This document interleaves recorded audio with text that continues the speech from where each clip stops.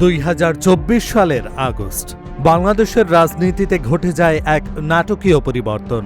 গণঅভ্যুত্থানের মুখে ক্ষমতাচ্যুত হন সাবেক প্রধানমন্ত্রী শেখ হাসিনা।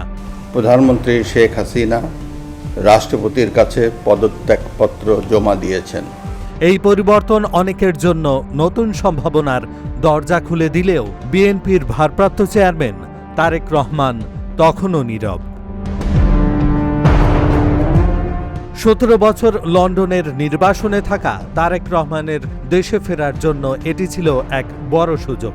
অন্তর্বর্তী সরকার যখন 2026 সালের ফেব্রুয়ারিতে জাতীয় নির্বাচনের ঘোষণা দেয়, তখন তার সম্ভাব্য প্রত্যাবর্তনের গুরুত্ব আরও বেড়ে যায়। তবুও তিনি তাড়াহুড়ো করেননি।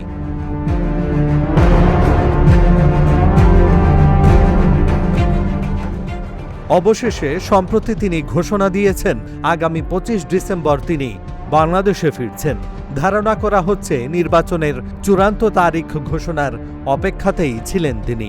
আপনাদের সাথে বহুদিন ছিলাম, 17 প্রায় 18 বছর আপনাদের সাথে ছিলাম, বাট আগামী 25 তারিখে ইনশাল্লাহ আমি দেশে চলে যাচ্ছি। গত বৃহস্পতিবার প্রধান নির্বাচন কমিশনার টেলিভিশনে ভাষণ দিয়ে ঘোষণা করেন আগামী 12 ফেব্রুয়ারি অনুষ্ঠিত হবে জাতীয় নির্বাচন। 2026 সালের ফেব্রুয়ারি মাসের 12 তারিখ রোজ বৃহস্পতিবার 300 আসনে ত্রয়োদশ জাতীয় সংসদ সাধারণ নির্বাচন এবং একই সাথে জুলাই জাতীয় সনদ সংবিধান সংস্কার বাস্তবায়ন আদেশ 2025-এর উপর গণভোট অনুষ্ঠিত হবে। তবে দেশে ফিরলেও তারেক রহমানের পথ মোটেও মসৃণ হবে না, এমনটাই মনে করছেন বিশ্লেষকরা। একদিকে বিএনপির নেতৃত্ব ও সমর্থকদের উষ্ণ অভ্যর্থনা, অন্যদিকে অপেক্ষা করছে একের পর এক কঠিন চ্যালেঞ্জ। সবচেয়ে উল্লেখযোগ্য বিষয় হল তারেক রহমানের প্রধান প্রতিপক্ষ এখন আর আওয়ামী লীগ নয়, বরং এক সময়ের মিত্র জামায়াতে ইসলামী। আমি মহান আল্লাহর উপর ভরসা করে চ্যালেঞ্জ দিলাম।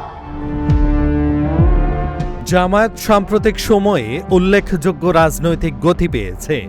সম্প্রতি ঢাকা বিশ্ববিদ্যালয় সহ দেশের পাবলিক বিশ্ববিদ্যালয় সমূহের ছাত্র সংসদ নির্বাচনে তাদের ছাত্র সংগঠন শিবিরের বড় জয় বিএনপির ছাত্র সংগঠনকে এক প্রকার নিষ্ক্রিয় করে দিয়েছে।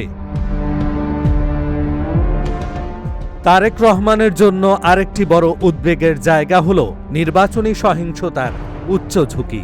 এটি শুধু বিএনপির নয়, সামগ্রিকভাবে দেশের জন্যই বড় চ্যালেঞ্জ হয়ে উঠতে পারে। এছাড়া নিজ দলের ভেতরেই মনোনয়ন নিয়ে যে তীব্র অসন্তোষ রয়েছে তা তিনি কিভাবে সামাল দেবেন সেটিও বড় প্রশ্ন। জামায়াত নিজেকে দুর্নীতি বিরোধী ও সামাজিক কল্যাণ কেন্দ্রিক দল হিসেবে তুলে ধরছে, অন্যদিকে বিএনপিকে দখলবাজ ও দুর্নীতিগ্রস্ত হিসেবে সামাজিক মাধ্যমে চালাচ্ছে ব্যাপক প্রচারণা।